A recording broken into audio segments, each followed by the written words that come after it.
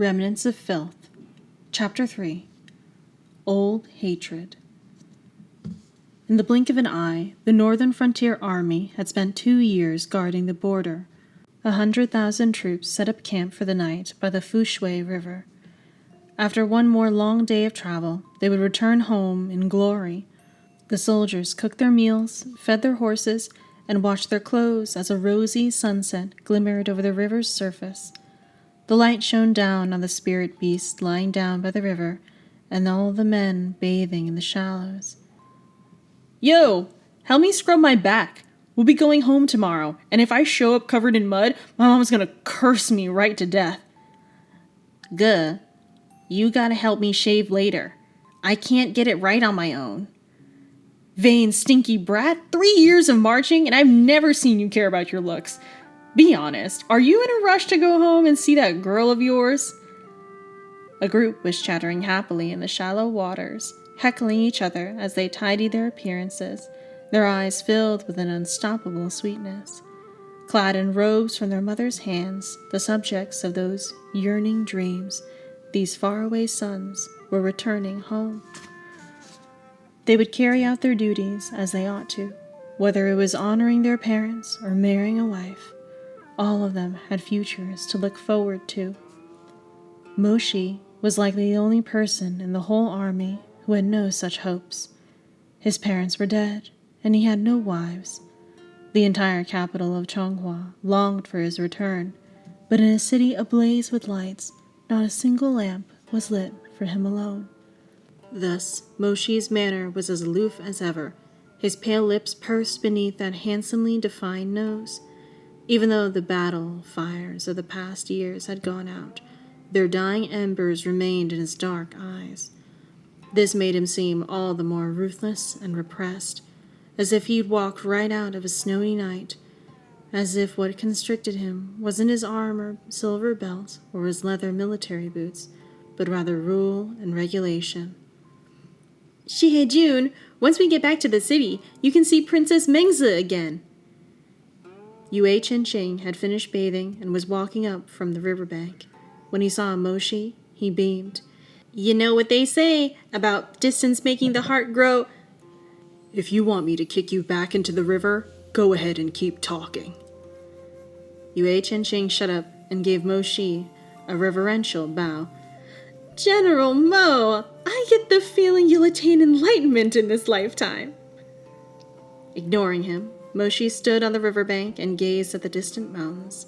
He knew that just beyond those peaks lay Chonghua's imperial capital, which he had not seen in a long time. After years of battles and another 2 guarding the frontier, he had spent 1,000 days and nights away from home.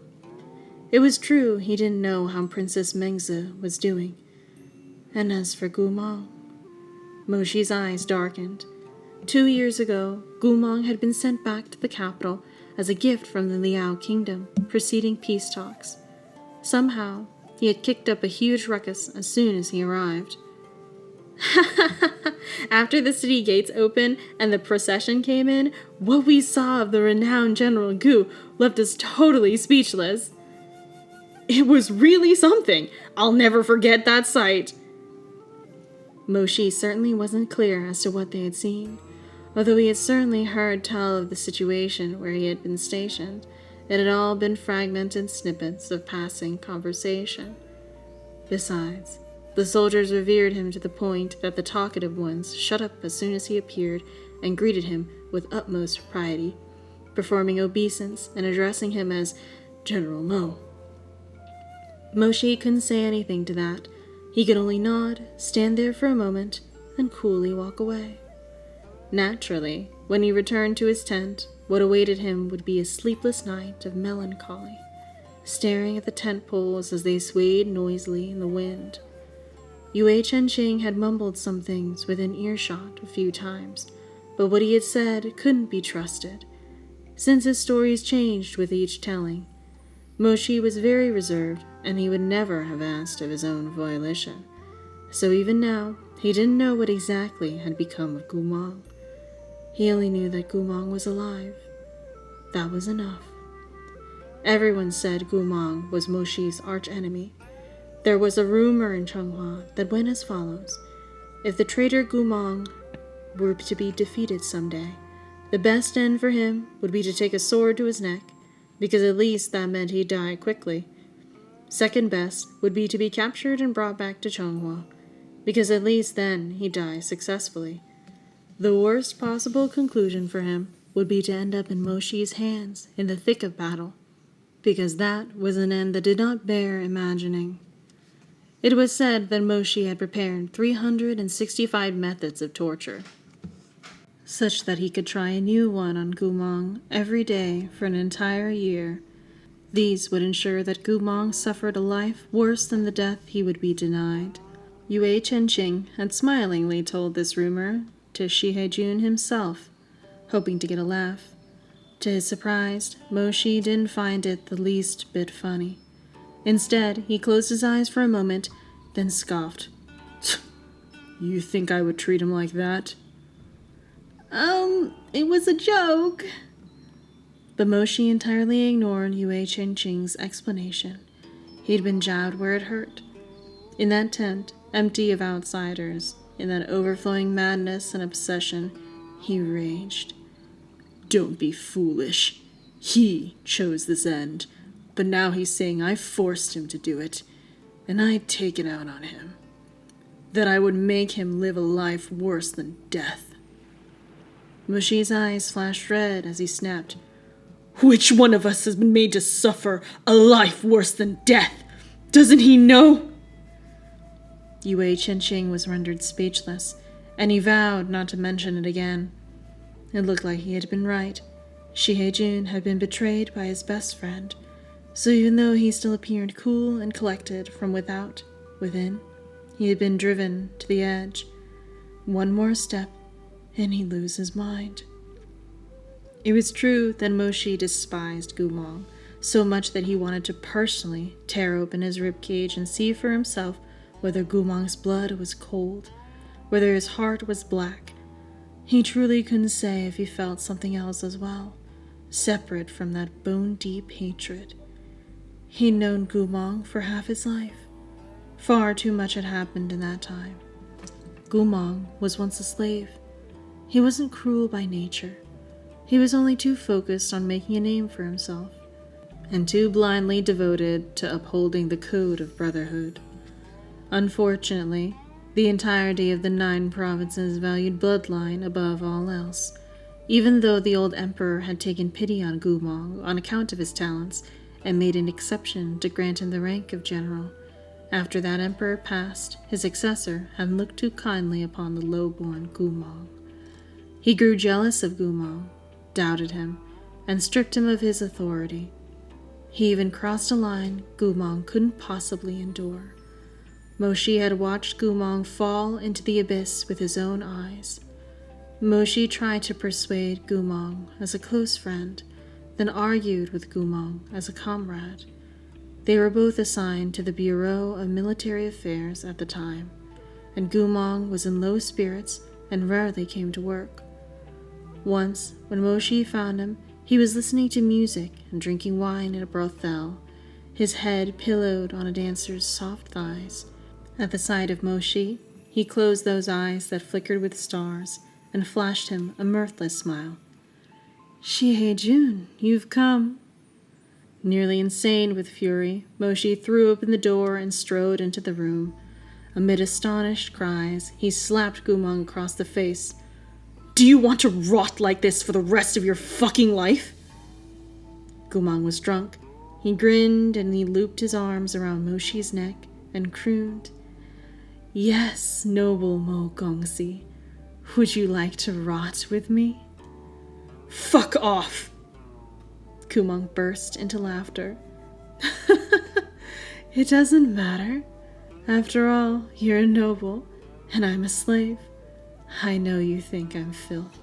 I know that no matter how hard my army strives, no matter how much blood has spilled or how many of us die, we're still meaningless in His Imperial Majesty's eyes. It's our fault that we weren't worthy of learning cultivation in the first place. Yet somehow, despite our birth, we still dare to try. After that, the emperor had dispatched Gumong from the capital, but Gumong never returned to report on his mission. People thought he must have died in some accident. Many of his maiden admirers even cried for him. For a long time, no news of his death reached Changhua, until one day, a military report came swift from the front lines, saying Gumong had been seen in the Liao Kingdom's battle formations. Gumong had defected. The scandal burned through Changhua like wildfire, setting everyone's temper ablaze.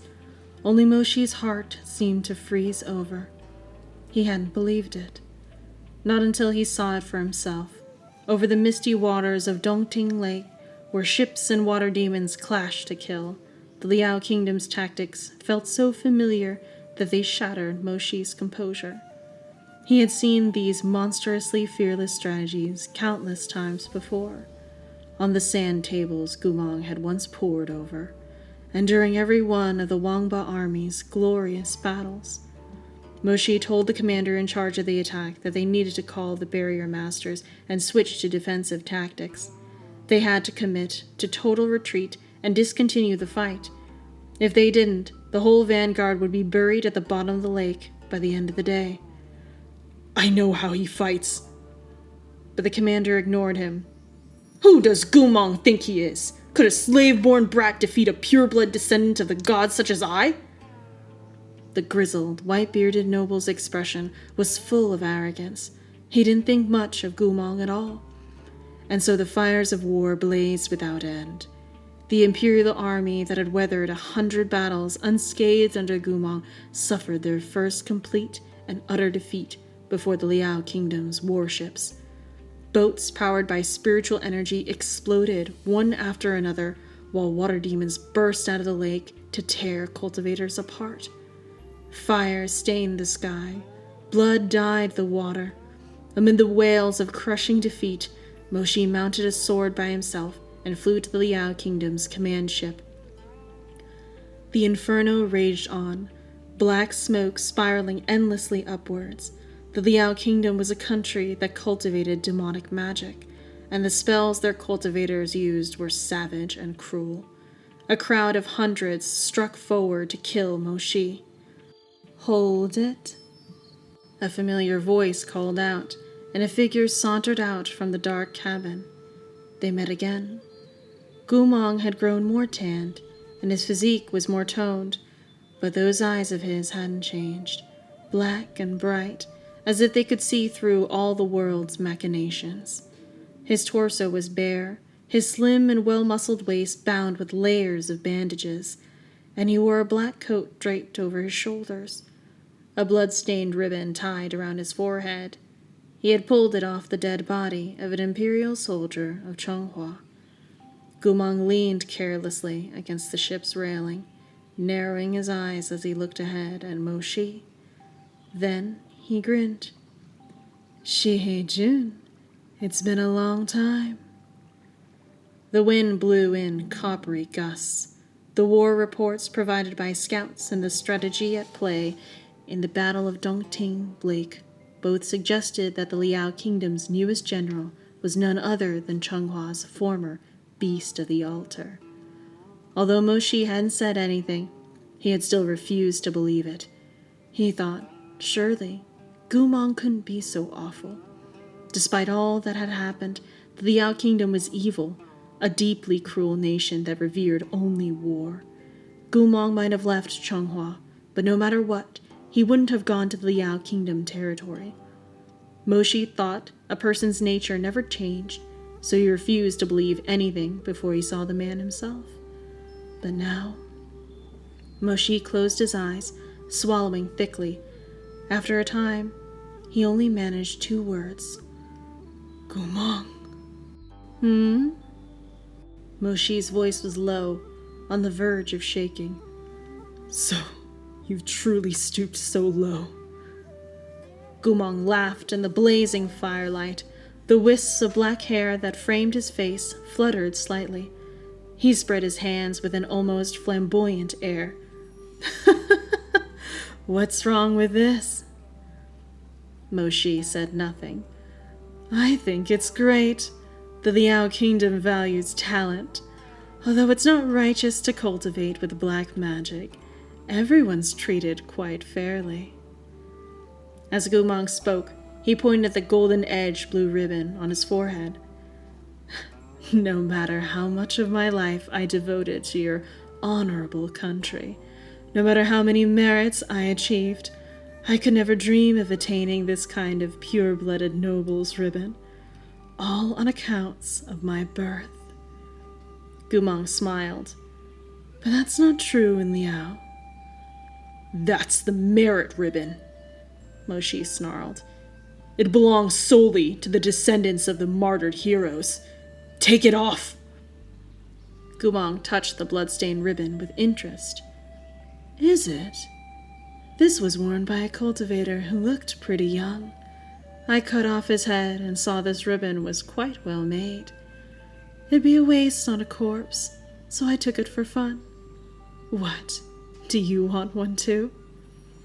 His lips curled in a malicious smile. You should have one of your own. Why are you trying to take mine? Moshi was practically incandescent with rage. Take it off! Shihei-jun. Gumong's voice was syrupy sweet, but his tone laced with danger. You're alone and surrounded, so where are your manners? You really think I wouldn't have the heart to kill you just because of our shared past? A black dagger wreathed in dark mist appeared in his hand. Almost all the men of your honored nation's vanguard have died at Donting Lake today, Gumong said. Moshi, even if you're strong, you're still only a deputy general. You couldn't persuade that dumbass old noble commander of yours. Even after so many died, he didn't come here to beg for mercy, while you've come to endanger yourself. Gumong smiled at him. Is it because you want to be buried with the deceased soldiers of Changhua? Moshi didn't answer. After a moment of silence, he walked towards Gumong. His military boots left tracks through the fresh blood on the deck. Gumong, he finally said, I know that Changhua owes you, as do I. You've done too much for me, so I won't fight you today. I'd like to see you try. Gumong scoffed. You asked today if I wanted to be buried with the soldiers of Changhua who died today. If my death will convince you to leave the Liao Kingdom, Moshi said, stepping closer, then yes, my life is yours. Gumong wasn't smiling anymore. He stared, eyes dark. I really will kill you. Moshi was yet unfazed. He merely glanced at Gumong's forehead and the blood-stained blue and gold ribbon. Slowly, he lowered his gaze to Gumong's face.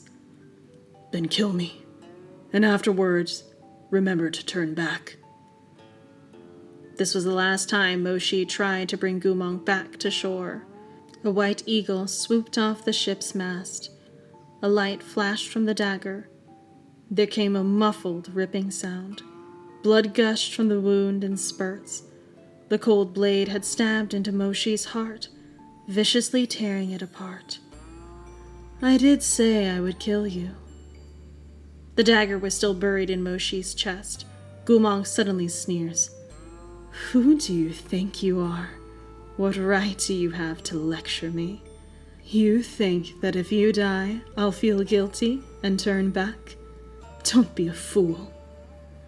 Head held high, he glanced disdainfully down and sighed.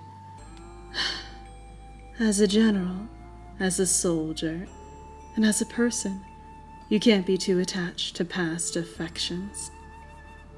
As he spoke, he slowly got down on one knee, resting an elbow carelessly on his raised leg as he took hold of the dripping dagger and pulled it out with a squelch. Fresh blood splattered out. Gumong tilted Moshi's cheek with the tip of the bloody dagger. Don't think I didn't know what you were planning. Shihei-jun, you weren't actually reluctant to fight me. You knew you had no chance of victory, So you chose to bet on my conscience with your life. Blood gradually soaked through Moshi's clothes, but at that moment, he didn't feel any pain. Only cold. So cold. He closed his eyes. No. If I had the choice, I would never have even thought of fighting you. Light was something you gave me. Warmth was something you brought me. All of the blood that races through my heart is because of you. Without you, I wouldn't have made it today. Sorry to disappoint, Gumong said blandly. Moshi, if I were you and I'd ended up in your situation, I'd prefer to bet on my ability to bring my enemy down with me rather than naively try to persuade my opponent to turn back. We were brothers once. This is the last thing I can teach you. The final scene Moshi remembered before losing consciousness was the Liao Kingdom cultivator swooping in on a sword and saying anxiously, General Gu, reinforcements are coming from the northeast. An army of Ming's healers. Look. Moshi didn't hear the rest of it. Unable to hold on any longer, he fell forward and collapsed on the blood-stained deck. After this bloody battle, Changhua confirmed that the traitorous General Gumong had defected to the Liao Kingdom and was serving the darkest country in the 9 provinces. The old general had made a grave mistake. The army was devastated. Of a vanguard that had been 10,000 strong, fewer than 100 cultivators returned. Moshi lay unconscious for weeks before waking. Gumong had slipped a knife between his ribs, but it hadn't been enough to make him stop and turn back. He remembered the words Gumong had said long ago, before he left the capital. Moshi, for me, the way up is a dead end. I have nowhere to go. I can only fumble toward hell. Gumong, that's enough. Gumong ordered a jug of wine from the waiter. Breaking the clay seal, he smiled as he poured 2 cups, one for himself, one for Moshi. Gumong's eyes twinkled as the cups clinked, sending wine splashing. Have another drink on me. From now on, your Gumong Gaga is going to be a bad guy. At the time, Moshi had shaken his head in exasperation, finding him unbearably flippant. Every word out of his mouth sounded so tongue-in-cheek. Moshi had known Gumong for many, many years. His heart was so soft that he hesitated to stomp on an end. How could a sweet child like that become a bad guy? And what had happened in the end? The subordinates of this sweet child had killed Moshi's comrades. That child himself had almost killed Moshi. Fortunately, Princess Mengzi arrived in time to save you. That dagger was a holy weapon from the Liao Kingdom, tempered with demonic poison. If she had come any later, I'm afraid you would have died. Your wound will scar. You'll need to spend the next few months resting. Moshi didn't listen to anything else the healer said. He looked down at the bandages wrapped around his chest. The necrosis had been cut away, but something else seemed to have been gouged out of his heart alongside the dead flesh. He felt empty and hurt, dissatisfied and hateful. It wasn't until much later, when Gumong suffered the consequences of his actions and was sent back to his old capital, that Moshi felt the wound on his chest finally stop bleeding. But it still ached. Many years later, the night before the frontier army returned to the capital, Moshi sat alone and sleepless in his tent. Unconsciously wiping slightly damp eyes, he turned his face to the side, faint candlelight streaming through the muslin shades to illuminate his sharply defined profile. He closed his eyes. Without a doubt, he was a loyal subject, and Gumong was a traitor.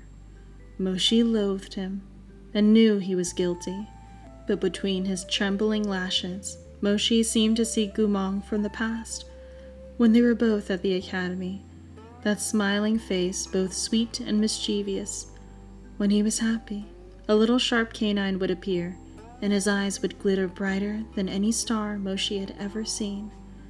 Back then, the sun shone splendidly, and the elders droned on, while Gumong sprawled out over the desk, sneakily writing picture books starring himself as the male lead, smug and delighted because all the young ladies loved him. Neither of them had foreseen a future like this.